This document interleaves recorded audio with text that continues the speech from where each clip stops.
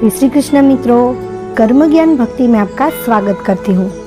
क्या आपको भी लगता है कि आपकी ज़िंदगी में समस्या ही समस्या है? क्या कभी ऐसा हुआ है कि आपने मेहनत पूरी की लेकिन सफलता फिर भी नहीं मिली? क्या कभी अपनों ने ही आपको समझा नहीं? क्या आपके मन में डर, तनाव, असफलता या भविष्य की चिंता रहती है? अगर इन सवालों में से किसी एक का भी जवाब हाँ है तो अगले कुछ मिनट आपकी ज़िंदगी बदल सकते हैं। आज मैं आपको सुनाने जा रही हूँ भगवान श्री कृष्ण और अर्जुन के बीच हुआ वह दिव्य संवाद, जिसने एक निराश योद्धा को इतिहास का सबसे महान धनुर्धर बना दिया। यह केवल युद्ध की कहानी नहीं है, यह हर उस इंसान की कहानी है जो जीवन के किसी मोड़ पर हार मानने लगता है। इस वीडियो को अंत तक जरूर सुनिए, क्योंकि हो सकता है श्री कृष्ण की कोई एक बात आपके जीवन की सबसे बड़ी समस्या का उत्तर बन जाए।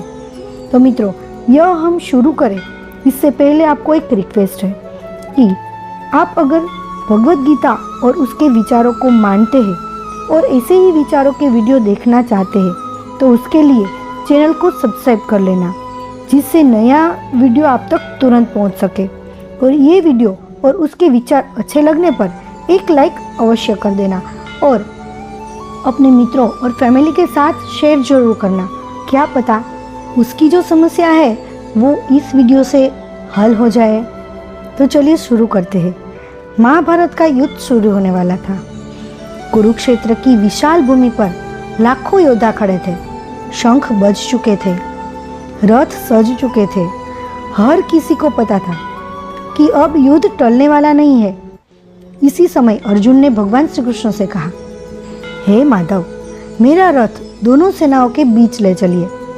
मैं देखना चाहता हूँ कि मुझे किन लोगों से युद्ध करना है। श्री कृष्ण मुस्कुराए और रथ को दोनों सेनाओं के बीच ले आए।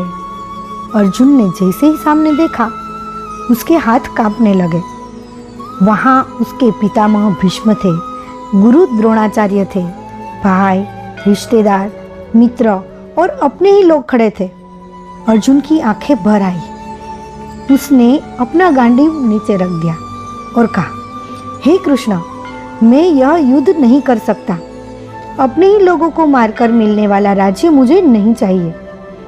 यही वह क्षण था जहाँ से भगवद गीता का आरंभ हुआ। श्री कृष्ण ने अर्जुन की ओर देखा और शांत स्वर में कहा, अर्जुन, तुम्हारा दुख अज्ञान से उत्पन्न हुआ है। जिस शरीर को तुम सब कुछ समझ रहे हो वह नश्वर है। आत्मा न कभी जन्म लेती है न कभी मरती है। सोचिए, हम भी तो आज यही गलती करते हैं। किसी के शब्द हमें तोड़ देते हैं, किसी की नफरत हमें दुखी कर देती है, किसी की सफलता देखकर हम स्वयं को छोटा समझने लगते हैं। लेकिन श्री कृष्ण कहते हैं, जो बदलने वाला है उसके कारण स्वयं को मत तोड़ो। उसके लिए एक छोटी सी कहानी सुनाती हूँ। एक राजा ने अपने मंत्री से पूछा, क्या कोई ऐसा वाक्य है जिसे सुनकर दुख में भी शक्ति मिले और सुख में भी अहंकार न आए? मंत्री ने एक अंगूठी बनवाई जिस पर लिखा था, यह समय भी बीत जाएगा, यह समय भी बीत जाएगा। राजा जब दुखी होता था तो यह वाक्य उसे आशा देता था, और जब अत्यधिक प्रसन्न होते थे तब यही वाक्य उसे विनम्र बनाए रखता था। श्री कृष्ण का संदेश भी यही है। कोई भी परिस्थिति स्थायी नहीं होती। यदि आज कठिन समय है तो धैर्य रखिए। यदि आज सफलता मिली है तो विनम्र रहिए। जीवन का पहिया हमेशा घूमता रहता है, इसीलिए परिस्थितियों से नहीं, अपने विचारों से लड़िए। याद रखिए, मनुष्य को बाहर की परिस्थितियां नहीं हराती, बल्कि भीतर का भय हराता है।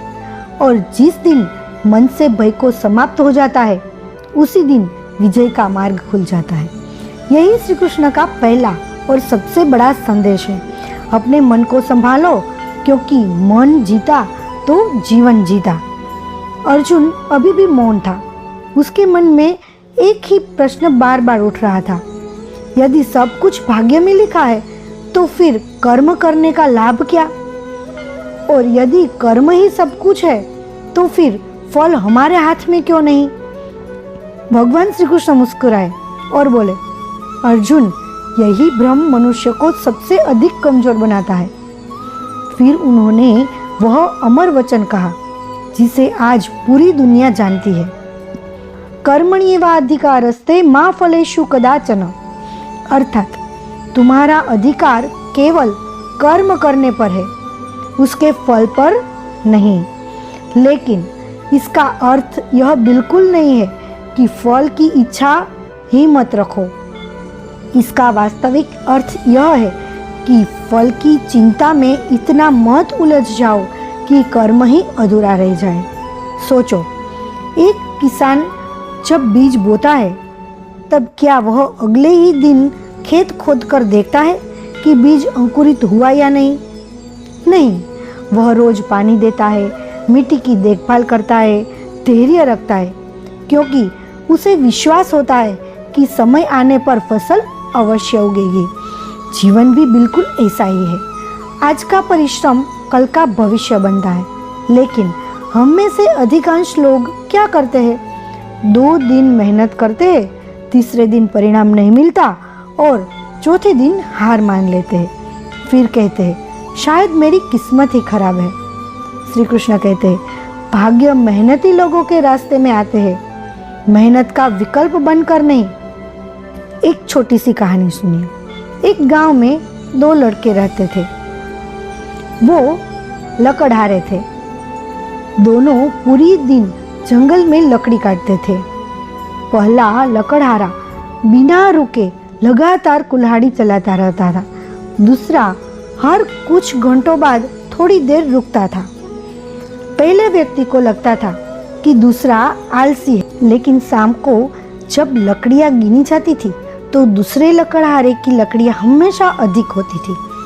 एक दिन पहले ने पूछा, तुम तो बीच बीच में आराम करते हो, फिर भी मुझसे अधिक लकड़ी कैसे काट लेते हो?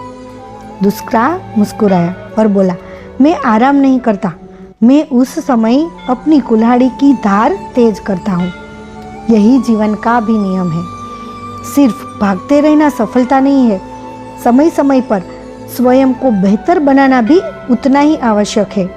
नई बातें सीखना, अपने विचारों को बदलना, अपनी गलतियां को स्वीकार करना, यही असली कर्मयोग है। भगवान श्री कृष्ण कहते हैं, यदि तुम्हारा लक्ष्य महान है तो तुम्हारा कर्म भी महान होना चाहिए।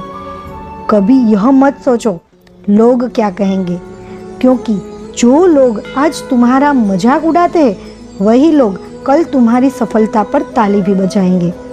याद रखो, सफलता कभी एक दिन में नहीं मिलती, वह रोज किए गए छोटे छोटे प्रयासों का परिणाम होती है। आज अगर तुम्हें कोई नहीं समझ रहा तो निराश मत होना, क्योंकि बीज भी जब मिट्टी के अंदर होता है तब कोई उसकी प्रशंसा नहीं करता, लेकिन वही बीज एक दिन विशाल वृक्ष बनकर पूरी दुनिया को छाया देता है। श्री कृष्ण कहते हैं, अपने कर्म को अपनी पूजा बना लो। जब काम बोझ नहीं बल्कि साधना बन जाता है, तब सफलता केवल धन नहीं देती, वह आत्मविश्वास, सम्मान और आंतरिक शांति भी देती है। इसीलिए हर सुबह स्वयं से केवल एक प्रश्न पूछो, क्या आज मैंने अपना सर्वश्रेष्ठ दिया? यदि उत्तर हाँ है तो परिणाम की चिंता भगवान पर छोड़ दो, क्योंकि जो व्यक्ति ईमानदारी से कर्म करता है, समय स्वयं उसके पक्ष में काम करने लगता है। यही कर्मयोग का सबसे गहरा रहस्य है और यही वही शिक्षा है जिसने अर्जुन को फिर से खड़ा कर दिया। लेकिन कभी भी अर्जुन के मन में एक बड़ा प्रश्न बाकी था। यदि मन ही बार बार डर, क्रोध, चिंता और मोह में फंस जाए तो उसे कैसे जीता जाता है? श्री कृष्ण ने उसका जो उत्तर दिया वह हर इंसान की जिंदगी बदल सकता है। लेकिन दोस्तों ये हम आगे के वीडियो में देखेंगे, और आगे की वीडियो देखने के लिए हमारे साथ जुड़े रहिए। जुड़ने के लिए अगर आपने चैनल को सब्सक्राइब नहीं किया तो चैनल को सब्सक्राइब कर लीजिए, ताकि चैनल की नई वीडियो की नोटिफिकेशन आपको मिल सके और नया वीडियो आप तक तुरंत पहुंच सके। उम्मीद करते हैं कि आपको इस वीडियो की माहिती अच्छी लगी होगी। अगर आप कृष्ण भक्त हैं और गीता पर विश्वास करते हैं तो ऐसी नई नई जानकारियाँ लेना चाहते हैं तो चैनल को सब्सक्राइब जरूर कर लेना। और ये बातें आपको थोड़ी सी भी उपयोगी लगी तो दूसरों के साथ भी शेयर जरूर कीजिएगा। लाइक करिए या ना करिए, लेकिन शेयर जरूर कीजिएगा ताकि दूसरों को भी उपयोगी बन सके। और कमेंट में जरूर कहना कि आपको इस वीडियो की माहिती कैसी लगी। Thank you for watching. जय श्री कृष्णा।